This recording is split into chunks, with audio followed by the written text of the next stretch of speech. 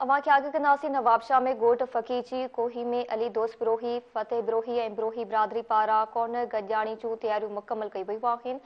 आसफा भुट्टो ज़रदारी गॾिजाणी में ख़ासि शिरकत करे पंहिंजे वालिद आसिफ अली ज़रदारी जे इलेक्शन मुहिम जो हिसो बणिजंदी। अगुड़ो MP अली हसन ज़रदारी, डॉक्टर अज़रा फज़ल पेचुहो, जावेद आराई, आशिक़ हुसैन ज़रदारी भी शिरकत करे रहिया आहिनि।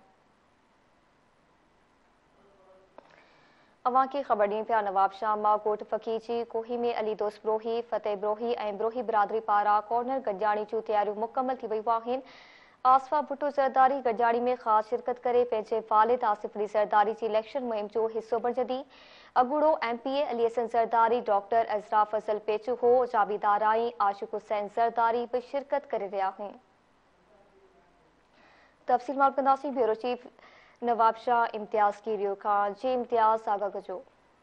बिल्कुलु ईअं ई आहे। इलेक्शन वेझो ईंदे ई जेके सियासी सरगर्मियूं आहिनि शुरू थी वियूं आहिनि। कार्नर गॾिजाणी हुजनि, जलसा जुलूस हुजनि या रैलियूं हुजनि।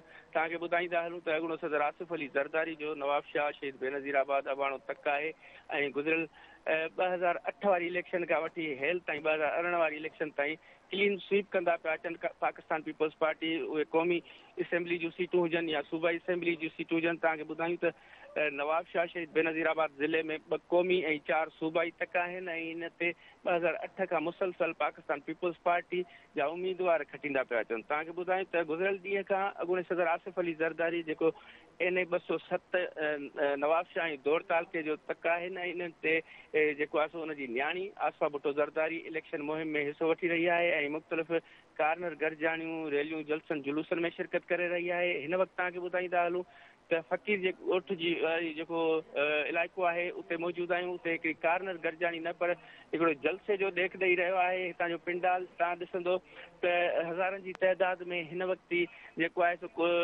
मुख़्तलिफ़ इलाइक़नि मां नंढियूं वॾियूं रैलियूं पहुचणु शुरू थी वियूं आहिनि ऐं कुझु देरि अॻु अॻूणो MPA हाजी अली हसन ज़रदारी पिणु हिन पिंडाल जो हिन कार्नर गॾिजाणी जलसे जो जेको आहे सो विज़िट करे वियो आहे ऐं तव्हांखे ॿुधाईंदा हलूं ऐं कुझु ई देरि में अॻूणे सदर आसिफ अली ज़रदारी जी न्याणी आसफा भुट्टो ज़रदारी हिन कार्नर गॾिजाणी में ख़ासि शिरकत कंदी ऐं पंहिंजे वालिद साहब NA 207 जो जेको ख़ासि ऐं मज़बूत उम्मीदवार आहे आसिफ अली ज़रदारी ख़ासि ऐं मज़बूत इन करे पियो चवां त 2008 खां मुसलसल इहो तक जेको अहम तक आहे क़ौमी असेंबली जो इहो पाकिस्तान पीपल्स पार्टी जे हिसे में रहियो आहे।